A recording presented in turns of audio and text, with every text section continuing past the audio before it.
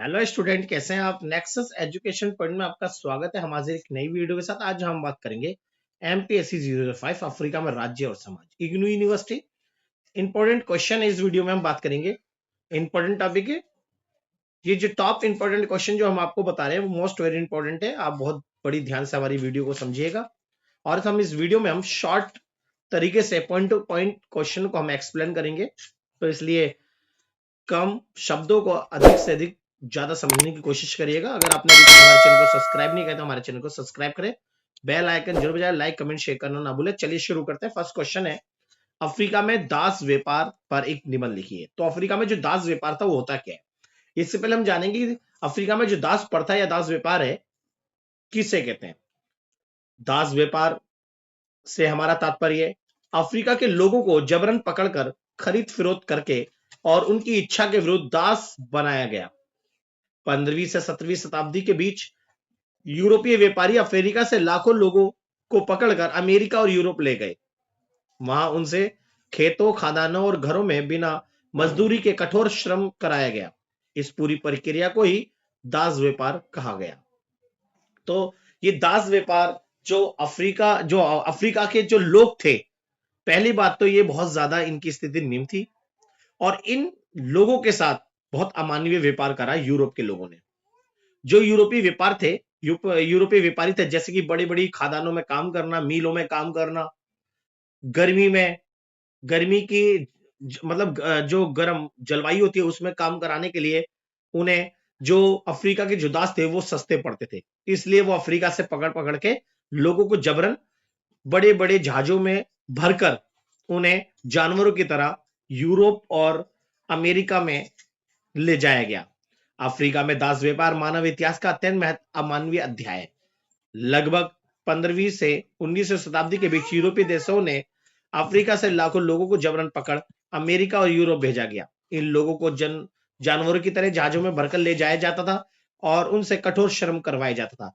दासों को अपने परिवार, समाज और संस्कृति से अलग कर दिया गया।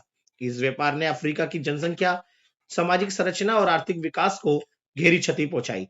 दास व्यापार में मानवता और शर्मसार किया और इसके दुष्परिणाम आज भी देखे जा सकते हैं। दास प्रथा के कारण क्या थे? सबसे पहले आर्थिक लाभ की लालसा। जितने भी जो यूरोपीय व्यापारी थे उन्हें अपना आर्थिक लाभ देखा और इसलिए यूरोपीय देशों को खेतों, खादानों, कारखानों के लिए सस्ते श्रमिकों की आवश्यकता पड़ती थी। इसलिए यूरोपीय जो व्यापारी है वो अफ्रीकी लोगों को दास बनाकर उनसे बिना मजदूरी के काम कराया करते थे, जिससे उनका आर्थिक लाभ बढ़ता था। इसलिए आर्थिक लाभ की लालसा की वजह से दास प्रथा तेजी से बढ़ी। दूसरा है औपनिवेशिक विस्तार। जब यूरोपीय साम्राज्य ने औपनिवेशिक शासन का जो विस्तार हो रहा था, तो यूरोप के देशों ने अमेरिका और अफ्रीका में अपने उपनिवेश स्थापित किए। इन उपनिवेशों में काम कराने के लिए दासों का उपयोग किया गया, जिसकी वजह से औपनिवेशिक विस्तार की वजह से भी दास प्रथा तेजी से बढ़ी। साथ ही साथ में नस्लीय भेदभाव। यूरोपीय लोग स्वयं को श्रेष्ठ और अफ्रीकी लोगों को हीन मानते थे। वो कहते थे कि हमारी जो यूरोपीय जो जाति है वो सर्वश्रेष्ठ है और अफ्रीका के लोगों को बिल्कुल वो निम्न और हीन मानते थे। इसलिए उनके साथ वो भेदभावपूर्ण व्यवहार करते थे और इसलिए उन्हें दास बनाना सही समझते थे। इस तरह से यहाँ पर दास प्रथा तेजी से बढ़ने लगी। स्थानीय शासकों की भूमिका। कुछ अफ्रीकी जनजातीय सरदारों ने हथियार और धन के बदले अपने ही लोगों को दास बनाकर भेज दिया। साथ ही साथ कानूनी और सामाजिक समर्थन भी इन दास प्रथा को तेजी से मिला, जिसकी वजह से दास प्रथा तेजी से उन्नत होने लगी। उस समय कई देशों में दास प्रथा को कानून और समाज की स्वीकृति प्रदान थी, जिसकी वजह से यहाँ पर दास प्रथा तेजी से बढ़ने लगी। अब बात करेंगे दास प्रथा के प्रभाव के बारे में। जैसे कि इसका सबसे बड़ा प्रभाव पड़ा अफ्रीका की जनसंख्या में कमी। जब यूरोप के लोग यहाँ से जबरदस्ती लोगों को दास बना के ले जाने लगे तो अफ्रीका की जो जनसंख्या है वो कम होने लगी। लाखों स्वस्थ युवक युवतियों को जबरन बाहर ले जाया गया, जिससे अफ्रीका की जनसंख्या घटती चली गई। सामाजिक संरचना का विकास। अफ्रीका की जो सामाजिक संरचना थी उस पर आघात पहुंचा। परिवार टूट गए, समाज बिखर गया और जनजातीय जीवन अस्त व्यस्त हो गया। तीसरा, आर्थिक पिछड़ापन सबसे बड़ा प्रभाव पड़ा। जैसे श्रम शक्ति की कमी के कारण अफ्रीका का आर्थिक विकास रुक गया। अमानवीय अत्याचार भी तेजी से इसका प्रभाव का सबसे बड़ा कारण है। दासों को क्रूर यातनाएं दी जाती थी, जहाजों में अमानवीय हालत में रखा गया और बहुत सारे जो दास थे वो मृत्यु के मुंह में चले गए। साथ ही साथ में नक्सली भेदभाव की जड़ें मजबूत होती चली गई, जैसे कि दास प्रथा ने नक्सलवाद को बढ़ावा दिया, जिसका प्रभाव आज भी कई समाजों में देखा जाता है। तो हमने बात करी अफ्रीका में दास प्रथा के बारे में, उसके कारण और प्रभाव के बारे में। क्वेश्चन है, अफ्रीका में राष्ट्रवाद के उदय के बारे में विस्तार से बताइए। जो अफ्रीका में जो राष्ट्रवाद का उदय हुआ वो किन किन कारणों से हुआ, इसके बारे में हम इस वीडियो में जानेंगे। वास्तव में राष्ट्रवाद वे विचारधारा या भावना है जिसके अंतर्गत किसी देश के लोगों में अपने राष्ट्र के प्रति गहरा प्रेम, सम्मान, एकता की भावना विकसित होती है। राष्ट्रवाद लोगों को एक साझा इतिहास, सांस्कृतिक भाषा, परंपरा और भौगोलिक सीमा के सूत्र में बांधता है। इसके माध्यम से नागरिक अपने देश की स्वतंत्रता, प्रभुसत्ता और अखंडता की रक्षा के लिए संगठित होते हैं। इसलिए अफ्रीका में राष्ट्रवाद का उदय यूरोपीय उपनिवेशवाद के विरुद्ध संघर्ष के परिणाम स्वरूप हुआ। 19वीं और 20वीं शताब्दी में यूरोपीय शक्तियों ने अफ्रीका के अधिकांश भागों पर अधिकार कर लिया और वहां राजनीतिक और आर्थिक सांस्कृतिक शोषण किया। जब अफ्रीका में शोषण तेजी से बढ़ने लगा सामाजिक, आर्थिक और राजनीतिक क्षेत्रों में, तो वहां के लोगों में बदले की भावना उत्पन्न होने लगी। इसके विरोध में अफ्रीका की जो जनता थी अफ्रीका की, वो स्वतंत्रता, समानता, आत्मसम्मान की भावना जागृत हुई, जैसे कि भारत के अंदर हुई थी लोगों में, जिससे अफ्रीकी राष्ट्रवाद का उदय हुआ। इसका उद्देश्य विदेशी शासन से मुक्ति और स्वतंत्र राष्ट्र की स्थापना करना था। राष्ट्रवाद व्यक्ति को केवल अपने निजी हितों तक सीमित नहीं रखता, बल्कि उसे राष्ट्र हित को सर्वोच्च मानने की प्रेरणा देता है। स्वतंत्रता आंदोलनों में राष्ट्रवाद ने लोगों को विदेशी शासन के विरुद्ध एकजुट किया और त्याग, बलिदान तथा संघर्ष की भावना उत्पन्न की। इस तरह से अफ्रीका में राष्ट्रवाद का उदय हुआ। अफ्रीका में राष्ट्रवाद के उदय के कारण सबसे बड़ा कारण था यूरोपीय उपनिवेशवाद का शोषण। जब अफ्रीका के अंदर जब यूरोपीय उपनिवेशवाद की स्थापना होगी, तो इन्होंने वहां पर सामाजिक, आर्थिक, राजनीतिक जो शोषण को तेजी से बढ़ाया, जिसकी वजह से वहां के लोगों में असंतोष बढ़ा और लोग जो थे वो इस शासन के खिलाफ हुए, जिससे अफ्रीका में राष्ट्रवाद का उदय हुआ और आगे चलकर इस राष्ट्रवादी भावना ने अफ्रीका को स्वतंत्र कराया। साथ ही साथ में आर्थिक शोषण, जब यूरोपीय उपनिवेश अफ्रीका में जाकर आर्थिक शोषण करने लगे, जैसे भारत में करा था अंग्रेज शासन ने, ठीक उसी प्रकार अफ्रीका के लोगों से जबरन श्रम कराया गया, उन्हें कम मजदूरी दी गई, जिससे राष्ट्रवाद की चेतना बढ़ने लगी।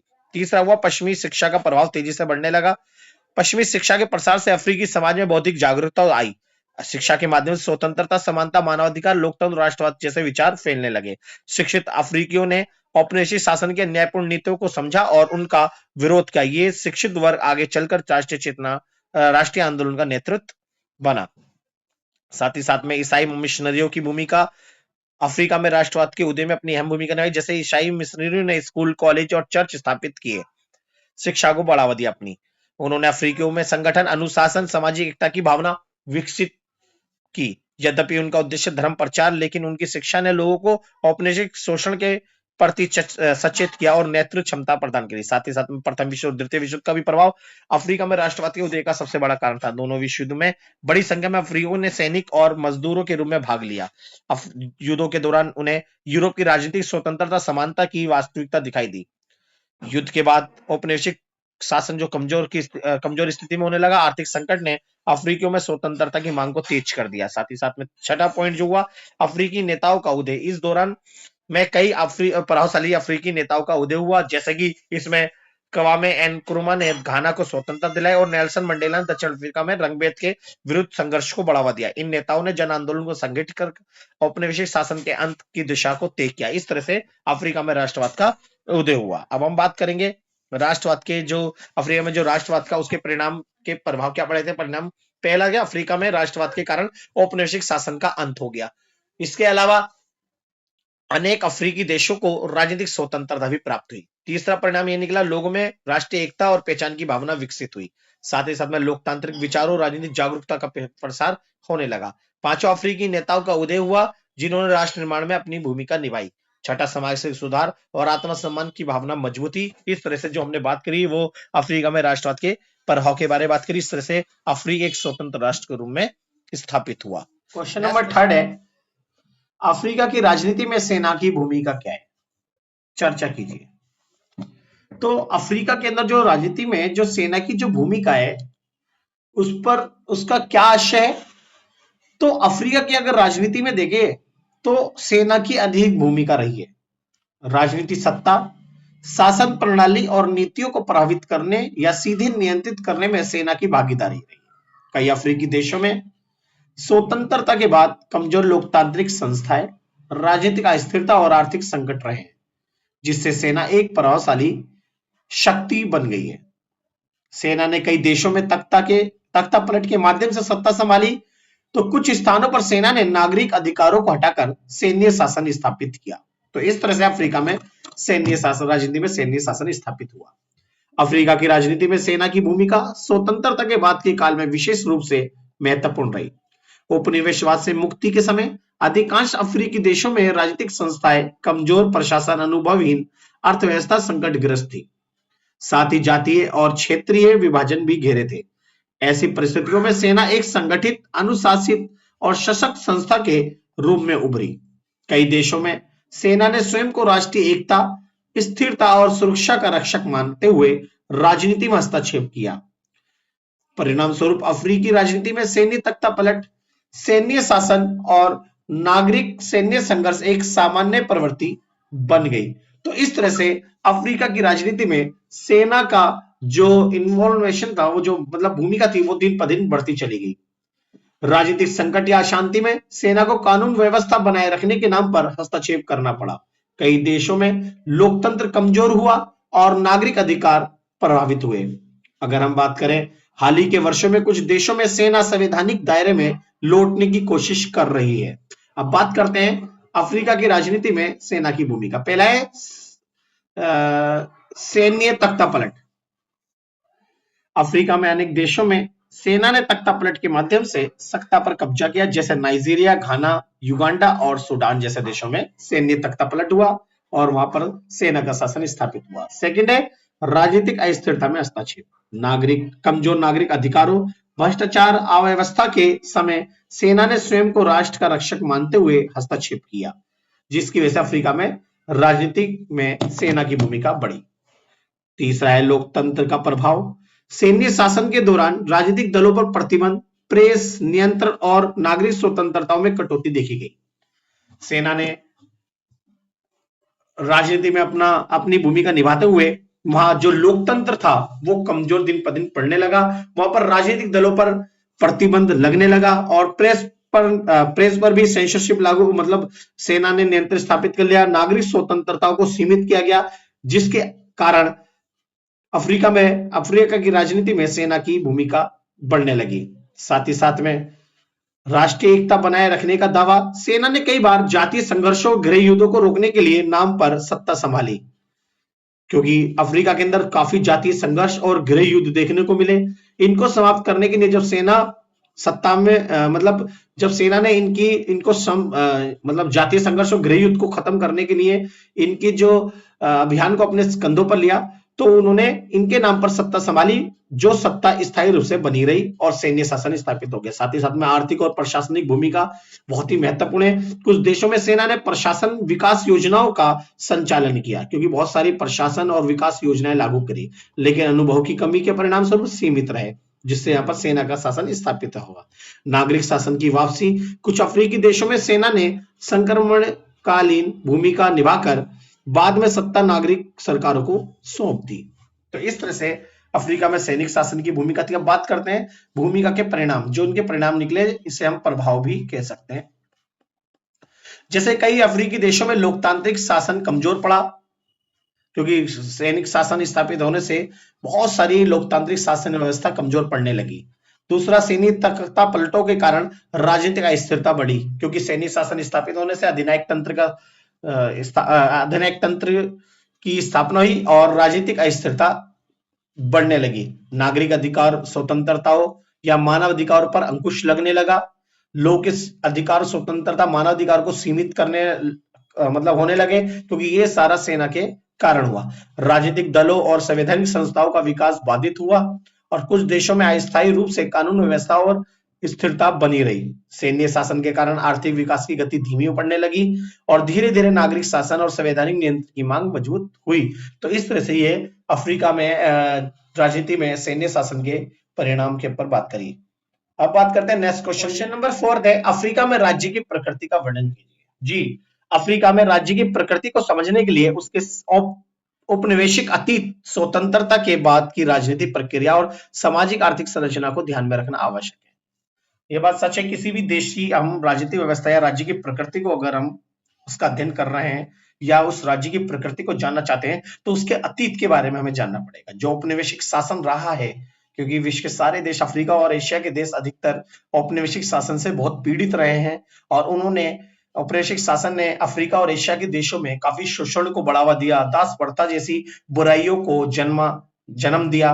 तो इसके कारण अफ्रीका का एक औपनिवेशिक अतीत भी रहा है, उसको जानना और अफ्रीका के लोगों की स्वतंत्रता, राजनीतिक प्रक्रिया और अफ्रीका की सामाजिक आर्थिक संरचना को ध्यान में रखना बहुत जरूरी है। इसी के आधार पर हम वहां की राज्य की प्रकृति पढ़ पाएंगे, अफ्रीका की समझ पाएंगे। अधिकांश अफ्रीकी देशों में आधुनिक राज्य की स्थापना यूरोपीय उपनिवेशवाद के परिणाम स्वरूप हुई, क्योंकि अफ्रीका के अंदर एक देश नहीं अनेकों देश आते हैं और प्रत्येक देशों की अगर शासन व्यवस्था के बारे में बात करें तो शासन व्यवस्था अलग रही है, क्योंकि अफ्रीका के अंदर अधिकतर सैन्य शासन, क्योंकि यहाँ पर लोकतांत्रिक शासन व्यवस्था बहुत कमजोर रही। यहाँ राष्ट्रवाद का उदय समय के साथ साथ दिन पर दिन उनका मतलब विकास होता चला गया और फिर औपनिवेशिक शासन से जो उनको छुटकारा मिला, ये सब हमारे राज्य की प्रकृति में इनकी बिंदु आते हैं। इन राज्यों की सीमाएं कृत्रिम थी, जिनका स्थानीय समाज, सांस्कृतिक और जातीय संरचनाओं से कोई स्वाभाविक संबंध नहीं था। स्वतंत्रता के बाद अफ्रीकी राज्य के सामने राष्ट्र निर्माण, राजनीतिक स्थिरता, आर्थिक विकास और सामाजिक एकता जैसी जटिल जो चुनौतियां उपस्थित हुई, जिनका प्रभाव राज्य की प्रकृति पर स्पष्ट रूप से दिखाई देता है। तो अफ्रीका में राज्य की प्रकृति का सबसे पहला जो प्रकृति है वो है औपनिवेशिक विरासत से प्रभावित राज्य, क्योंकि अफ्रीका के अंदर बहुत सारे जो राज्य देश थे वो सब औपनिवेशिक शासन से प्रभावित हुए।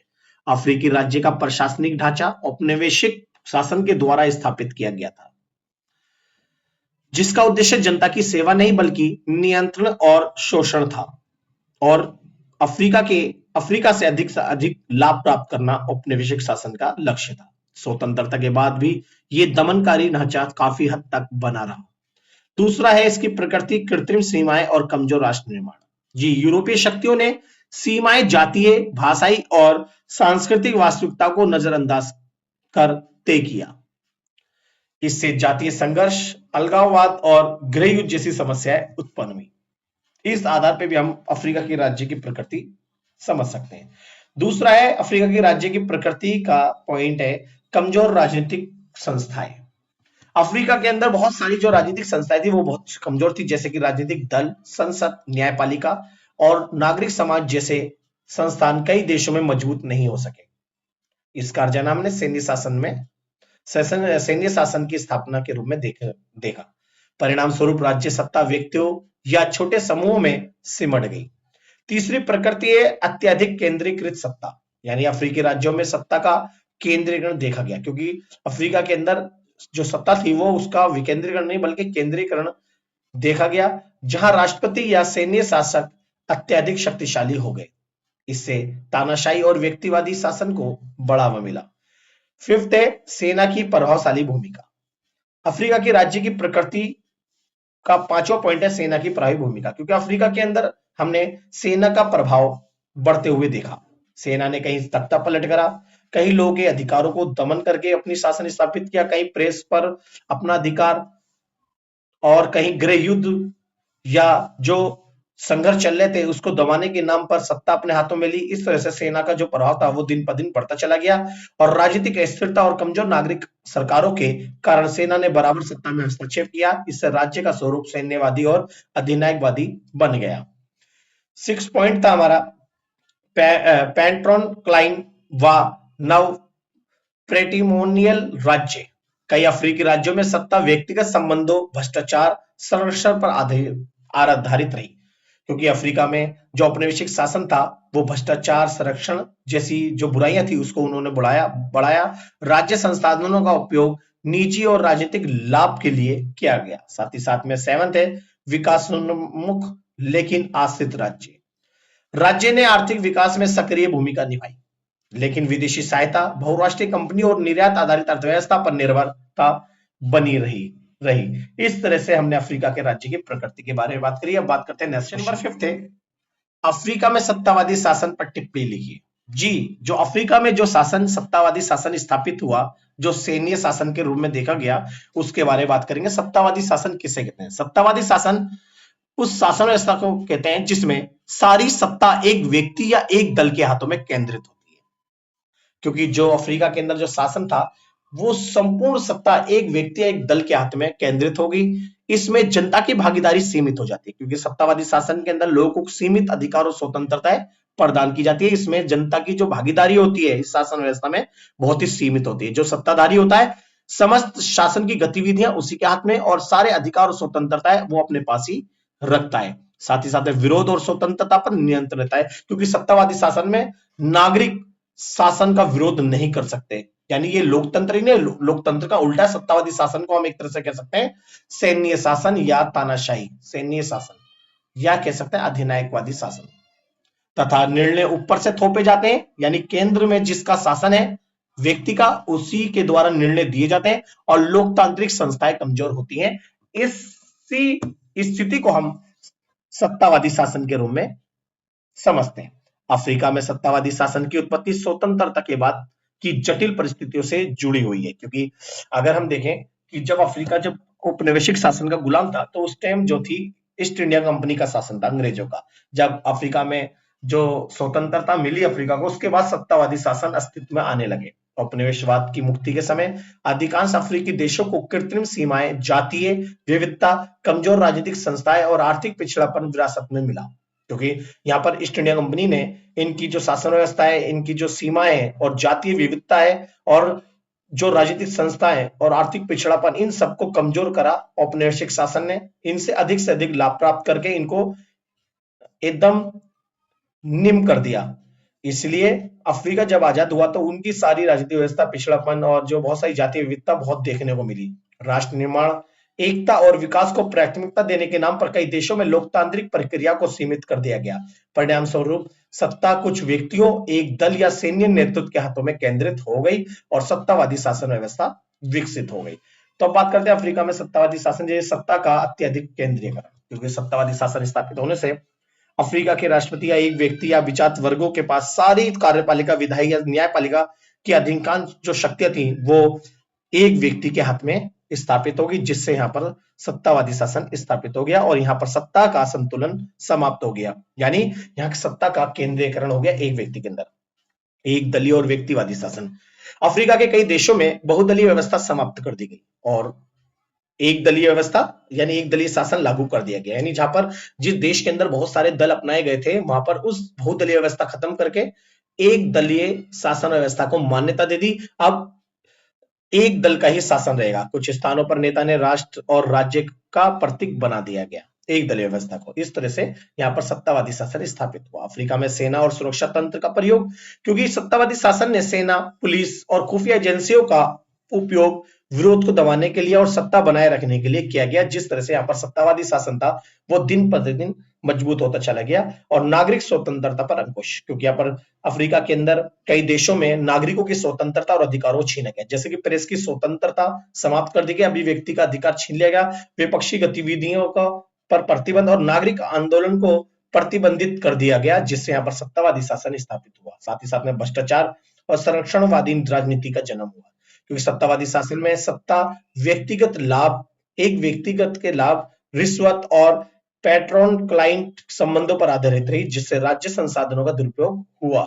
यहाँ पर सत्तावादी शासन स्थापित होकर सारी शक्ति केंद्रीकृत होगी। यहाँ पर भ्रष्टाचार और संरक्षणवादी राजनीति जो थी वो समाप्त हो गई। साथ ही साथ में भ्रष्टाचार तेजी से बढ़ने लगा। 6 है जातीय और क्षेत्रीय राजनीति का दुरुपयोग। अफ्रीका के अंदर अफ्रीका के शासकों ने सत्ता बनाए रखने के लिए जातीय समूहों के बीच विभाजन को बढ़ावा दिया। बहुत सारी जाति के लोगों को आपस में लड़वाया तो इससे उनका राजनीतिक स्वार्थ मिल सके, जिससे सामाजिक तनाव और संघर्ष उत्पन्न हुआ और सत्तावादी शासन स्थिर रहा। लोकतांत्रिक संस्थाओं का शरण, यानी जो लोकतांत्रिक संस्थाएं थी उनका कमजोर होना। ठीक है, तो इस तरह से जो अफ्रीका के अंदर संसद, न्यायपालिका और चुनावी प्रक्रिया थी वो कमजोर होती चली गई और केवल औपचारिक सरकार औपचारिक बनकर रह गई। और यहाँ पर एक व्यक्ति, एक दल का शासन स्थापित हो गए। यहाँ पर जो शासन था बहुत से राज्यों में सेना का स्थापित हो गया, यानी सत्तावादी शासन यहाँ पर स्थापित हो गई। तो इस तरह से हमने यहाँ पर अफ्रीका के अंदर सैन्य जो शासन है उसके बारे में बात करी। अब नेक्स्ट क्वेश्चन, अब बात करेंगे हम भारत और अफ्रीका के संबंधों पर चर्चा के ऊपर। 6 से भारत और अफ्रीका के संबंधों पर चर्चा कीजिए। तो स्टूडेंट, भारत और अफ्रीका के जो संबंध है वो प्राचीन काल से घनिष्ठ रहे, क्योंकि दोनों भारत और अफ्रीकी जो दोनों ही महाद्वीप ब्रिटिश शासन के से पीड़ित रहे हैं। एशिया और अफ्रीका के देशों के संबंधों का तात्पर्य है इन दोनों महाद्वीपों के देशों के बीच ऐतिहासिक, राजनीतिक, आर्थिक और सांस्कृतिक सहयोग, औपनिवेशवाद विरोध, बैंडम सम्मेलन, गुटनिरपेक्षता की नीति, व्यापार, विकास सहयोग और सांस्कृतिक आदान प्रदान ने इन दोनों महाद्वीपों के देशों के संबंधों को मजबूत किया। भारत और अफ्रीका के संबंध ऐतिहासिक, सांस्कृतिक और आर्थिक स्तर पर प्राचीन काल से चले आ रहे हैं। दोनों ही देश ब्रिटिश शासन के गुलाम रहे हैं और उनके शोषण से पीड़ित रहे। प्राचीन व्यापार मार्गों, भारतीय प्रवासियों यानी भारत के जो नागरिक अफ्रीका में और अफ्रीका के भारत में और औपनिवेशिक अनुभवों ने दोनों देशों को जोड़ा। स्वतंत्रता के बाद भारत ने अफ्रीकी देशों के उपनिवेशवाद विरोधी संघर्षों का समर्थन किया और गुटनिरपेक्ष आंदोलन के माध्यम से घनिष्ठ सहयोग संबंध विकसित किया, जो कि भारत और अफ्रीका के देश गुटनिरपेक्षता की नीति के जनक कहा जाते हैं। आज भारत और अफ्रीका संबंध राजनीतिक, आर्थिक और तकनीकी और मानवीय सहयोग तक विस्तृत हो चुके हैं। अब बात करते हैं भारत और अफ्रीका के बीच जो सकारात्मक संबंध है, इनको हम नकारात्मक सकारात्मक रूप से जानेंगे। जैसे कि ऐतिहासिक और सांस्कृतिक निकटता, ये सकारात्मक संबंध है भारत और अफ्रीका के बीच संबंध के। ऐतिहासिक और सांस्कृतिक निकटता ऐसा था कि भारत और अफ्रीका के जो बीच व्यापारिक संबंध और औपनिवेशिक अनुभव की समानता, आपसी समझ को मजबूती मिली, जिससे भारत के ऐतिहासिक और सांस्कृतिक निकटता देखने को मिली। सेकंड है राजनीतिक सहयोग और विश्वास। भारत और अफ्रीका के बीच में जो सकारात्मक पहलू है, राजनीतिक सहयोग और विश्वास है। भारत ने समय समय पर अफ्रीका की राजनीतिक सहयोग देकर उसका विश्वास जीता और अफ्रीका ने भी भारत का समय समय पर सहयोग करा। भारत ने अफ्रीकी देशों की स्वतंत्रता आंदोलन का समर्थन किया, जिससे भारत राजनीतिक विश्वास और मित्रता विकसित हुई, जिससे दोनों के संबंध काफी घनिष्ठ हुए। साथ ही साथ में आर्थिक और व्यापारिक अवसर को बढ़ावा दिया। व्यापार, ऊर्जा, खनिज, कृषि आदि ने दोनों पक्षों को लाभ, मतलब दो इस क्षेत्र में दोनों देशों ने एक दूसरे का सहयोग करा और जिससे इन दोनों को लाभ प्राप्त हुआ। साथ ही साथ में विकास साझेदारी, जैसे ITEC छात्रवृत्तियां और लाइन ऑफ क्रेडिट के माध्यम से अफ्रीकी देशों में क्षमता निर्माण हुआ, जिससे दोनों के देशों के जो संबंध थे वो मधुर हुए। साथ ही साथ में शिक्षा और स्वास्थ्य के क्षेत्र में सहयोग को बढ़ावा दिया गया। भारतीय शिक्षण संस्थानों और दवाओं ने अफ्रीका में मानव विकास में योगदान दिया, जिससे अफ्रीका और भारत के जो संबंध थे वो काफी घनिष्ठ हुए। अब बात करते हैं अफ्रीका और भारत और अफ्रीका के जो संबंधों में खटास आई, यानी नकारात्मक संबंध के बारे में। जैसे व्यापार असंतुलन, भारत और अफ्रीका व्यापार में कई बार भारत के पक्ष में असंतुलन देखा जाता है, जिससे दोनों के संबंध बिगड़े। साथ ही साथ में परियोजनाओं और क्रियान्वयन में देरी, लाइफ ऑफ क्रेडिट और विकास परियोजनाओं के समय पर पूरा न होना एक प्रमुख समस्या थी, जिससे दोनों के देशों के संबंध खटास में आए। साथ ही साथ में सीमित निवेश और पहुंच, चीन और पश्चिमी देशों की तुलना में भारत का निवेश और प्रभाव कई क्षेत्रों में कम है। साथ ही साथ में फोर्थ है नकारात्मक पॉइंट, स्थानीय असंतोष की संभावना। कुछ स्थानों और भारतीय कंपनियों और प्रवासियों को लेकर सामाजिक तनाव देखने को मिलता है, जिससे भारत और अफ्रीका के संबंध जो है वो बिगड़े हैं।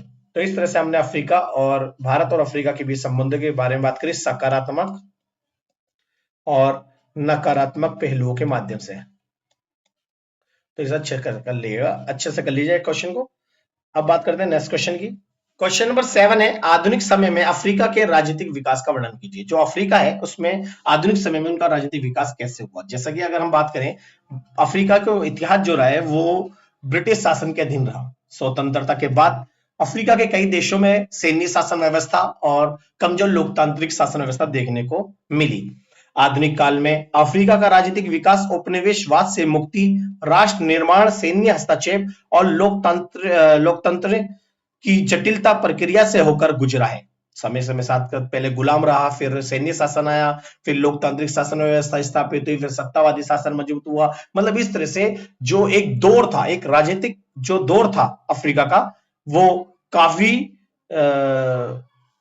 मार्गों से होकर गुजरा। तृतीय विश्व युद्ध के बाद अफ्रीकी देशों में राष्ट्रवादी आंदोलन ने स्वतंत्रता प्राप्त की, लेकिन स्वतंत्रता के बाद राजनीतिक स्थिरता और सुशासन बड़ी चुनौती बनी रही। समय के साथ अफ्रीका की राजनीति में महत्वपूर्ण परिवर्तन देखने को मिला, क्योंकि मैंने बताया कि अफ्रीका की जो राजनीति है वो समय के साथ साथ बदली और काफी समय जो था, कई भी जो लंबा एक दौर था उसको तैयार करा।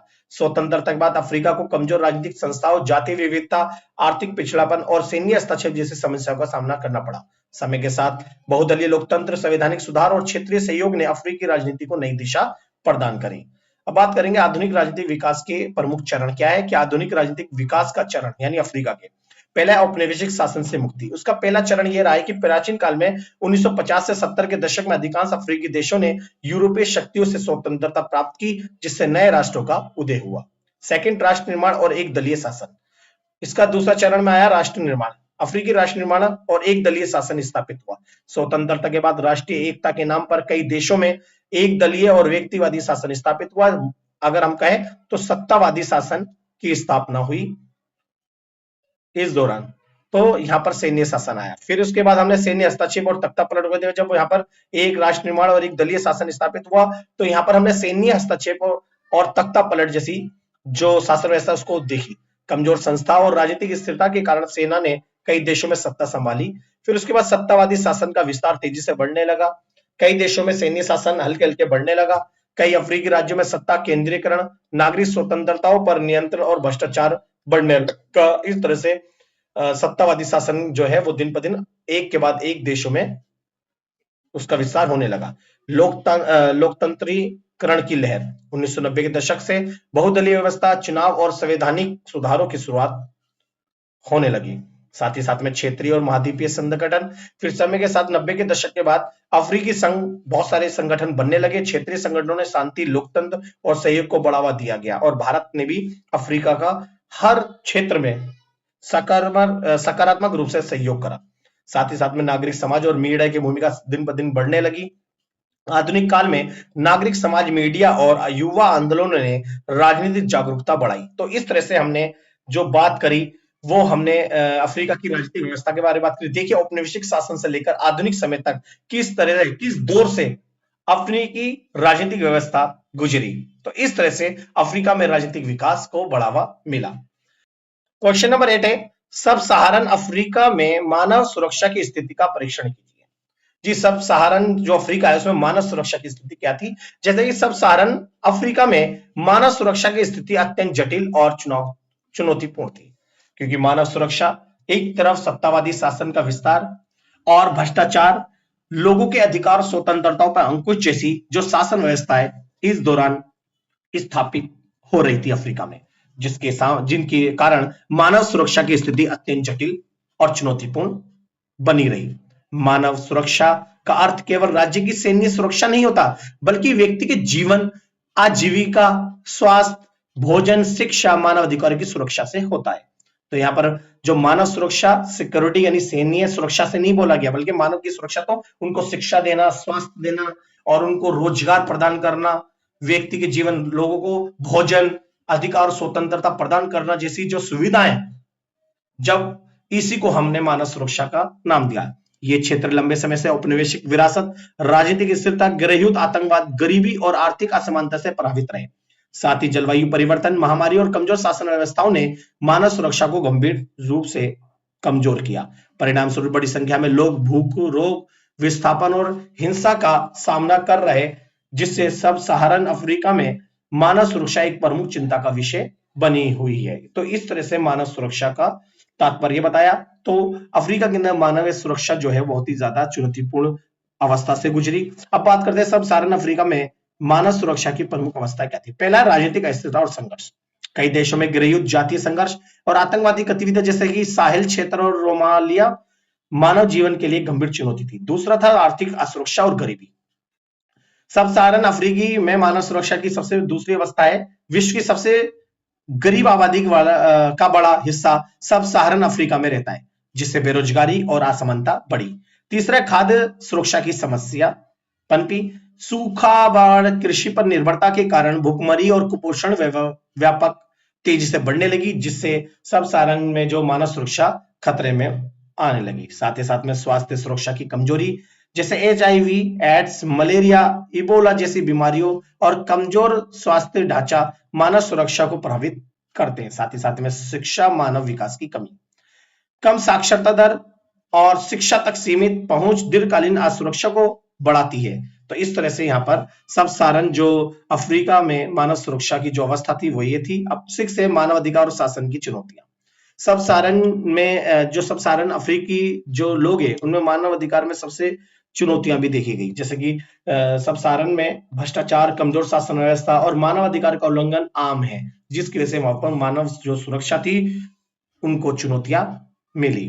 तो इस तरह से हमने एक क्वेश्चन बात करी। अब नेक्स्ट क्वेश्चन के बारे में बात करते हैं। क्वेश्चन नंबर 9 है गुट निरपेक्ष आंदोलन यानी नेम तथा अफ्रीका पर एक टिप्पणी लिखी है। क्योंकि आपको बता दूं स्टूडेंट कि गुट निरपेक्ष आंदोलन का उद्देश्य भारत और एशिया और अफ्रीका के देशों ने करा, क्योंकि इसका श्रेय भारत और अफ्रीका के देशों पर जाता है। जैसा कि गुट निरपेक्ष आंदोलन का तात्पर्य यह है कि जब किसी भी सैन्य गुट में ना जाना, जब कोई देश किसी भी सैन्य गुट में नहीं जाता बल्कि उन सभी सैन्य गुटों से एक समान दूरी बनाए रखता है। जैसे शीत युद्ध में अमेरिका और सोवियत संघ के बीच में शीत युद्ध चल रहा था, तो भारत ने गुट निरपेक्षता की नीति जब बनाई थी तो दोनों ही सैनिक गुटों से दूर रहना, क्योंकि पूंजीवादी शासन यानी अमेरिका भी सैनिक गुट था और सोवियत संघ भी, तो दोनों से अपने आप को दूर रखा, यानी दोनों ही सैन्य गुटों से दूरी बनाए रखना है। और इसी को हम गुट निरपेक्षता की नीति कहा गया, क्योंकि भारत ने गुट निरपेक्षता की नीति शीत युद्ध के दौरान जब दोनों गुट अपने अपने गुटों को बढ़ाने में छोटे छोटे जो अफ्रीकी और एशियाई देशों को अपने साथ मिला रहे थे, तो भारत ने उन दोनों देशों यानी दोनों गुटों से ही अपने आप की दूरी बनाई। और ये दूरी बनाने का जो श्रेय है वो गुट निरपेक्षता की नीति को जाता है, क्योंकि गुट निरपेक्षता की नीति एशिया और अफ्रीका के देशों के द्वारा बनाई गई नीति थी। तो इस तरह से गुट निरपेक्षता नीति का उदय शीत युद्ध के दौरान में हुआ, जब विश्व राजनीति दो विरोधी गुटों यानी पूंजीवाद और समाजवाद, मैंने बताया पूंजीवाद मतलब यूएसए और समाजवाद मतलब यूएसएसआर, तो भारत ने इन दोनों यानी भारत ही नहीं एशिया और अफ्रीका के देशों ने इन दोनों गुटों से अपने आप को दूर रखा और पूरी दुनिया दो भागों में विभाजित थी। इस आंदोलन का उद्देश्य नव स्वतंत्र देशों की महाशक्ति राजनीति से दूर रखने हुए स्वतंत्र विदेश नीति अपनाने का अवसर देना था। यानी जब ये गुट निरपेक्षता की नीति बनाई एशिया और अफ्रीका के देशों में, इनका लक्ष्य था कि जितने भी नव स्वतंत्र राष्ट्र यानी एशिया और अफ्रीका के देश सबसे ज्यादा आजाद हुए थे द्वितीय विश्व युद्ध के बाद, और ये दोनों ही गुट इन दोनों छोटे छोटे देशों को अपने गुट में मिला रहे थे। तो इस नीति का उद्देश्य था कि जो नव स्वतंत्र राष्ट्र है अगर उन्हें अपने आप को स्वतंत्र रखना है तो वो गुट निरपेक्षता की नीति यानी नेम के सदस्य बन जाएंगे, और जब नेम का सदस्य बनने के बाद वो दोनों गुटों से दूर हो जाएंगे और उनकी इस मंच के आधार पर आलोचना भी कर सकते हैं।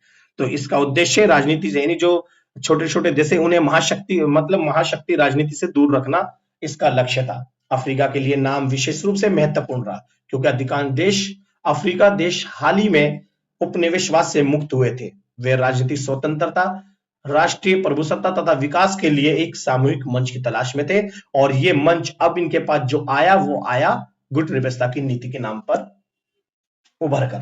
तो अब गुट निरपेक्षता की नीति के माध्यम से अब ये स्वतंत्र अफ्रीका के जो देश थे अपने आप को वो सुरक्षित रख पाए दोनों महाशक्तियों से।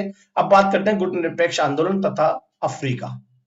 जैसा कि अफ्रीकी देशों की सक्रिय भागीदारी, जो कि हमारी गुट निरपेक्षता की नीति में जो अफ्रीकी देश थे जैसे मिस्र, घाना, अल्जीरिया, तंजानिया जैसे जो देश थे वो गुट निरपेक्षता की नीति को मजबूत बनाने में महत्वपूर्ण भूमिका निभाई, और इसके माध्यम से वो अपनी स्वतंत्रता को कायम रखने में कामयाब हुए अफ्रीका के देश। दूसरा औपनिवेशिक विरोध और स्वतंत्रता समर्थन।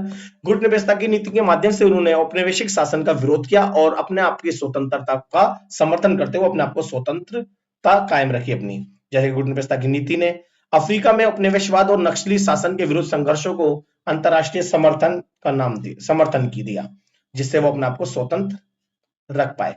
फिर है स्वतंत्र विदेश नीति। गुट निरपेक्षता की नीति के माध्यम से अफ्रीका के जो देश थे वो अपनी स्वतंत्र विदेश नीति कायम कर सके और अपनी स्वतंत्र विदेश नीति बना पाए। अगर इनके पास गुट निरपेक्षता की नीति नहीं होती तो अफ्रीका का अधिकांश देश वो दोनों महाशक्तियों के अधीन होते। अफ्रीकी देशों को किसी भी महाशक्ति गुट में शामिल हुए बिना अपने राष्ट्रीय हितों की रक्षा का अवसर मिला। साथ ही साथ में अंतरराष्ट्रीय मंच पर सामूहिक आवाज उठाने का भी अवसर अफ्रीका के देशों को मिला।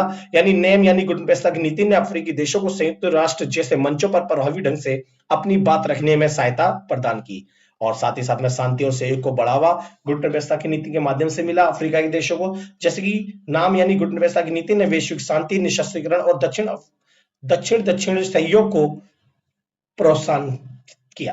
साथ ही साथ में विकासशील देशों के हितों की रक्षा गुट निरपेक्षता की नीति ने करी। नाम के माध्यम से अफ्रीकी देशों ने आर्थिक न्याय, नई अंतर्राष्ट्रीय आर्थिक व्यवस्था और विकास सहायता की मांग को मजबूत से उठाया, और ये सब गुटपेस्ता की नीति के माध्यम से ही संभव हो सका। साथ ही साथ में नस्ल भेद और रंग भेद के विरुद्ध समर्थन, क्योंकि अफ्रीका में नस्ल भेद और रंग भेद की जो नीति थी बहुत ही ज्यादा गहराई से लागू मतलब स्थापित थी, तो इन्होंने गुटपेस्ता की नीति के माध्यम से यानी नस्ल भेद और रंग भेद का इन्होंने घोर विरोध करा। नैम ने दक्षिण अफ्रीका में रंग भेद और रोडेशिया जैसी नक्सलवादी शासन के विरुद्ध अफ्रीकी संघर्षों को नैतिक और राजनीतिक समर्थन दिया, और यह केवल गुटपेस्ता की नीति के माध्यम से अफ्रीकी देशों को में संभव हुआ। साथ ही साथ अफ्रीकी एकता को बल, नैम ने अफ्रीकी देशों के बीच आपसी सहयोग, एकता, साझा पहचान को मजबूत करने में सहायता की, जिससे महाद्वीपीय एकजुटता बढ़ी। क्वेश्चन नंबर है 10, अफ्रीका में संरचनात्मक कार्यक्रम पर टिप्पणी लिखिए। जी, जो संरचनात्मक कार्यक्रम अफ्रीका में चलाया गया उसके बारे में हम इसमें बात करेंगे। जैसा कि अफ्रीका में संरचनात्मक समायोजन जो कार्यक्रम था 1980 के दशक से अंतरराष्ट्रीय मुद्रा कोष, जिसे हम IMF कहते हैं, और विश्व बैंक यानी वर्ल्ड बैंक, यानी जो अंतरराष्ट्रीय मुद्रा कोष और विश्व बैंक जो है ये दो वित्तीय संस्थान अंतरराष्ट्रीय, यानी जो ये अंतरराष्ट्रीय मुद्रा कोष और विश्व बैंक के सहयोग से लागू किया गया, यानी एक कार्यक्रम लागू करा था IMF और वर्ल्ड बैंक ने अफ्रीका में संरचनात्मक समायोजन कार्यक्रम 1980 के दशक में लागू करा। इस कार्यक्रम का उद्देश्य अफ्रीकी देशों की बिगड़ती जो अर्थव्यवस्था है, जो अफ्रीका की देश की जो अर्थव्यवस्था जो एकदम पिछड़ रही थी, यानी इनकी स्थिति बिगड़ रही थी, बढ़ते विदेशी व्यापार के ऋण और बजट घाटे और भुगतान संतुलन संकट को नियंत्रित करना था इस कार्यक्रम का काम। यानी अफ्रीका के देशों में जो बजट घाटा हो रहा था, विदेशी ऋण जो था बढ़ रहा था, अर्थव्यवस्था एकदम पटरी पे नहीं थी और भुगतान संतुलन संकट बढ़ता जा रहा था, इस सबको संतुलित करने के लिए IMF और वर्ल्ड बैंक ने संरचनात्मक कार्यक्रम अफ्रीका में चलाया। इन कार्यक्रमों के तहत सरकारों को आर्थिक सुधारों, उदारीकरण और निजीकरण की नीतियां अपनाने के लिए बाध्य किया गया। ये कहा गया कि जितने भी अफ्रीका के जो देश हैं, राज्य हैं, देश के मतलब अफ्रीका के अंदर जितने भी देश हैं उन सबको उदारीकरण यानी आर्थिक सुधार करने पड़ेंगे, और सभी देशों को यानी सरकारों को यह आदेश दिया कि उदारीकरण और निजीकरण की नीतियों को सभी राज्यों को अपनाना चाहिए। ये उन्होंने इस कार्यक्रम के माध्यम से प्रेरित किया। हालांकि इससे आर्थिक स्थिरता लाने का प्रयास हुआ, लेकिन इसके सामाजिक और राजनीतिक परिणाम गहरे और विवादास्पद रहे। तो इस तरह से अफ्रीका में संरचनात्मक कार्यक्रम में पहले राज्य की भूमिका में कटौती। जी, SAP के अंतर्गत सरकारों को सार्वजनिक व्यय कम करने के लिए कहा गया। इस संरचनात्मक कार्यक्रम में कहा गया कि जो राज्य हैं उनको अपने सार्वजनिक व्यय पर कम खर्च करना पड़ेगा। साथ ही साथ में शिक्षा, स्वास्थ्य और सामाजिक कल्याण जैसी सेवाओं पर खर्च घटाया गया, ताकि अफ्रीका की अर्थव्यवस्था पटरी पर आ सके, जिससे गरीब और कमजोर वर्गों पर प्रतिकूल प्रभाव पड़ा। जब सरकार ने जो जन कल्याण जो नीतियां उन पे खर्च करना ही कम कर देंगी, तो जनता को उसका कल्याण मतलब जनता का कल्याण होगा नहीं और जनता पर कुप्रभाव पड़ेगा। साथ में निजीकरण की नीति, सरकारी उद्योगों और सार्वजनिक उपक्रमों को निजी क्षेत्र में को सौंपा गया। इससे कुछ क्षेत्रों में दक्षता बढ़ी यानी योग्यता बढ़ी, लेकिन बड़े पैमाने पर बेरोजगारी, सामाजिक असंतोष भी उत्पन्न हुआ। तीसरा, ये कार्यक्रम में व्यापार उदारीकरण को अपनाया गया। आयात निर्यात पर लगे प्रतिबंध लगे थे और शुल्क हटाए गए। इससे विदेशी व्यापार की बाढ़ आ गई, यानी बाहर से देशों ने अपनी वस्तुओं को अफ्रीका में जाकर बेचा और वहां पर बड़े बड़े उद्योग स्थापन लगे, और स्थानीय उद्योग प्रतिस्पर्धा बिगड़ गए। जो स्थानीय जो छोटे छोटे उद्योग थे वो प्रतिस्पर्धा में पिछड़ गए, जिससे उनकी हालत बिगड़ने लगी। साथ ही साथ में मुद्रा अवमूल्यन, यहाँ की मुद्रा जो निर्यात को बढ़ावा देने के लिए स्थानीय मुद्राओं का अवमूल्यन किया गया। इससे निर्यात तो बढ़ा, लेकिन आयात महंगा हो गया और महंगाई बढ़ने लगी। साथ ही साथ में पांचवा, सब्सिडी और मूल्य नियंत्रण में कटौती। खाद्यान्न, ईंधन, शिक्षा, स्वास्थ्य पर दी जाने वाली जो सब्सिडी घटा दी गई सरकार ने। इससे आम जनता की जीवन यापन लागत बढ़ी और गरीबी घेरी होती चली गई। तो इस तरह से हमने अफ्रीका में संरचनात्मक कार्यक्रमों के बारे में बात करी। क्वेश्चन नंबर है 11, अफ्रीका में संघर्ष और संघर्ष प्रबंधन पर एक निबंध लिखिए। जी, जो अफ्रीका में जो संघर्ष चला और जो संघर्ष प्रबंधन था उसके बारे में हम इस बात करेंगे। जैसा कि अफ्रीका में संघर्ष आधुनिक राजनीति की एक प्रमुख और जटिल समस्या रही है। संघर्ष वही जो सभी राज्यों और नागरिकों के बीच में गृह युद्ध के रूप में देखने को मिले, काफी संघर्ष हुआ, जैसे औपनिवेशिक विरासत, कृत्रिम सीमाएं, जाति विविधता, संसाधनों पर प्रतिस्पर्धा, कमजोर राजनीतिक संस्थाएं। संघर्षों के कारण स्वतंत्रता के बाद अनेक अफ्रीकी देशों को गृह युद्ध, जातीय संघर्ष, सैन्य तख्तापलट, आतंकवादी गतिविधियों का सामना करना पड़ा। ये जो सारी चीजें जो मैंने बताई आपको, जातीय संघर्ष, सैन्य तख्तापलट और आतंकवादी गतिविधियां और गृह युद्ध, ये सारे जो संघर्ष था, ये सारे संघर्ष के रूप में अफ्रीका में मौजूद हुए। अब इसके प्रबंधन के लिए क्या करा, जैसा कि संघर्षों ने न केवल राजनीतिक स्थिरता को प्रभावित किया, क्योंकि यहाँ पर सत्ता भी बदली, और बल्कि मानव सुरक्षा भी खतरे में, विकास और सामाजिक एकता को भी गंभीर रूप से नुकसान पहुंचाया। ऐसे में संघर्ष प्रबंधन अफ्रीका के लिए अत्यंत आवश्यक विषय बन गया। और अब ये बात मांग उठने लगी कि अफ्रीका में जितने भी संघर्ष है, इसको खत्म करके अब संघर्ष के लिए प्रबंधन करना पड़ेगा, यानी संघर्ष प्रबंधन को बढ़ावा देना पड़ेगा, ताकि अफ्रीका के जो देश हैं उनमें सुधार किया जा सके नागरिकों का। अफ्रीका में संघर्ष प्रबंधन के प्रमुख कारण ये थे कि औपनिवेशिक विरासत और कृत्रिम सीमाएं, जो यूरोप के देशों ने जो खींची थी एक सीमा, यानी औपनिवेशिक विरासत से जो संघर्ष की एक सीमा, यानी जो अफ्रीका के देशों का जो शोषण करा, उनकी जो शोषण हुआ था उस सीमा से, तो ये कारण था औपनिवेशिक विरासत की वजह से। विभिन्न जाति और सांस्कृतिक समूह को एक ही राज्य में बांध दिया, जिससे आंतरिक संघर्ष उत्पन्न होने लगे। दूसरा, जातीय और क्षेत्रीय विभाजन को बढ़ावा मिला। राजनीतिक सत्ता और संसाधनों पर नियंत्रण के लिए जातीय समूहों के बीच प्रतिस्पर्धा ने हिंसक संघर्षों को जन्म दिया, और ये सब औपनिवेशिक शासन की वजह से हुआ। साथ ही साथ में संसाधनों पर संघर्ष, तेल, हीरे, सोना और अन्य प्राकृतिक संसाधनों की उपलब्धता ने कई देशों ने संघर्ष को बढ़ावा दिया, जैसे नाइजीरिया और कांगो वाला संघर्ष। साथ ही साथ में कमजोर शासन और भ्रष्टाचार, यानी लोकतांत्रिक संस्थाओं की कमजोरी, भ्रष्ट शासन ने जनता में असंतोष और विद्रोह को जन्म दिया, जिससे संघर्ष तेजी से बढ़ने लगा। और भारी हस्तक्षेप और आतंकवाद, अफ्रीका के देशों में भारी हस्तक्षेप और आतंकवादी गतिविधियां बढ़ने लगी, जिससे संघर्ष तेजी से बढ़ने लगा। विदेशी शक्तियों का हस्तक्षेप और आतंकवादी संगठनों की गतिविधियां संघर्ष को और जटिल बनाती चली गई। अब बात करते हैं अफ्रीका में संघर्ष के प्रभाव। ये पड़े कि अफ्रीका में संघर्ष के कारण लाखों लोगों की जान चली गई और बड़े पैमाने पर विस्थापन हुआ, लोग प्रवास करने लगे और आर्थिक विकास भी बाधित हुआ।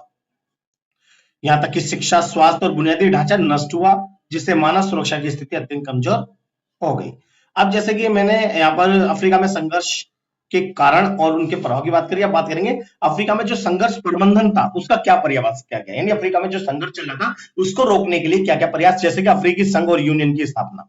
अफ्रीका में सभी जो देश थे, अफ्रीका के देश, उनकी एक यूनियन बनाई गई, ताकि वो यूनियन के माध्यम से जो भी समस्या है उसको शांतिपूर्ण तरह से मध्यस्थता के द्वारा दूर कर सकें। जिससे अफ्रीकी संघ ने शांति स्थापना मिशन, मध्यस्थता और संघर्ष समाधान की पहल की, जिससे अफ्रीका में संघर्ष प्रबंधन को बढ़ावा मिला।